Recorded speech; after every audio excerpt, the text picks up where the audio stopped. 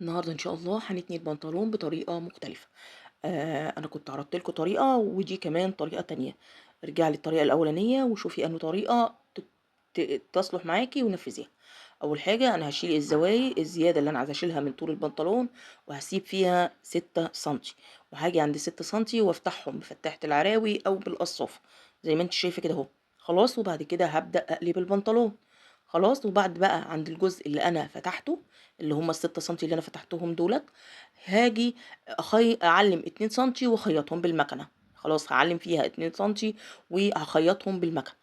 وبعد ما اخيطهم بالمكنة هاجي بقى عند البنطلون من ناحية ما أنا خيطت، هاجيب كده العرض بتاع البنطلون من ناحية ما أنا خيطت، وهاشدهم من الجناب كده زي ما أنتِ شايفة.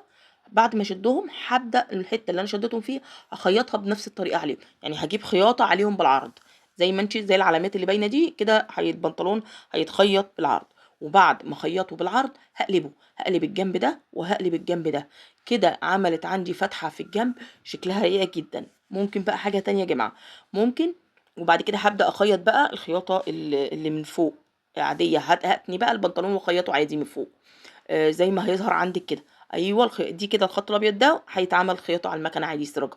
يا جماعة ممكن بقى كمان المسافات دي تختلف، يعني ممكن ال6 سنتي يبقوا 8 سنتي وال2 سنتي اللي احنا علمناهم يبقوا 3 سنتي، براحتك. الحاجات دي يا جماعة تابعوها علشان بتعلمك فنيات في الخياطة، بتخليكي تتمكني من الخياطة، حاجة على حاجة بتخليكي تتعلمي. وكده خلصت معانا معلومة النهاردة، أشوفكم في معلومة